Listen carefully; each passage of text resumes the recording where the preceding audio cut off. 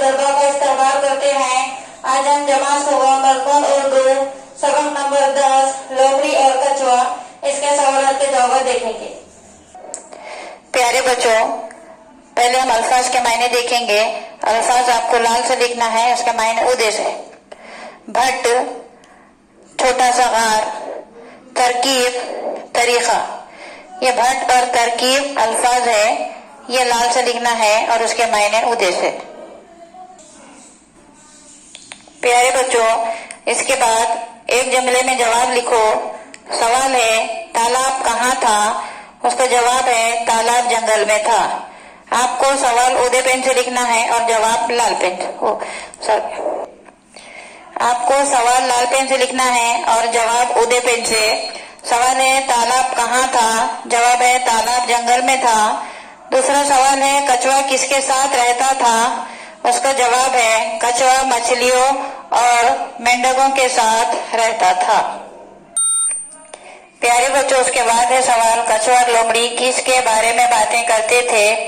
जवाब है कछुआ और लोमड़ी जानवरों, फलों, फूलों और परिंदों के बारे में बातें करते थे।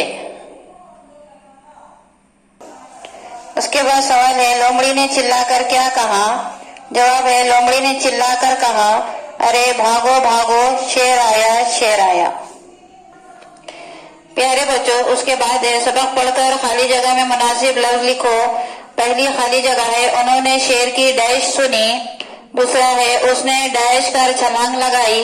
तीसरा है ये सारा तमाशा लोमड़ी अपने डैश के सुराख से देख रही थी। चाहता है इसे मारने की एक डैश बताऊं आपको। अब इसके जवाब देखेंगे हम। अब पहला है उन्होंने शेर की डैश सुनी यानी कि दहाड़ सुनी। उसके बाद नंबर 2 है उसने डैश का छलांग लगाई यानी कि गुर्रा कर। उसके बाद तीसरा है लोमड़ी सारा तमाशा अपने डैश के सुराख से देख रही थी, तो डैश में लिखने का है आपको भट्ट।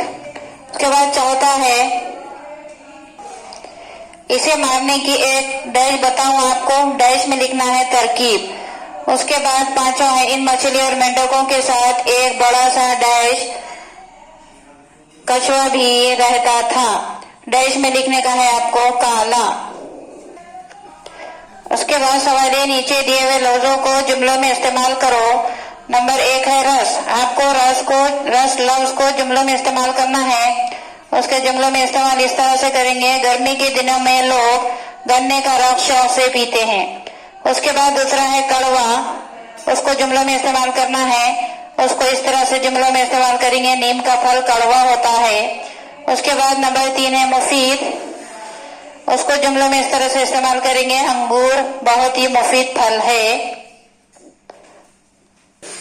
उसके बाद नंबर 4 है मजबूत। उसको जुमले में इस्तेमाल करेंगे, किले की दीवारें बहुत मजबूत होती हैं।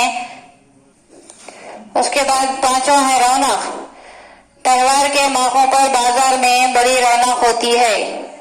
प्यारे बच्चों, ये सबक खत्म हो चुका है। आप इसके सवाल के जवाब, अल्फाज मायने, खाली जगह, जुमले में इस्तेमाल सब आपको एक कॉपी बनाई हुई है, उसके अंदर लिखना है।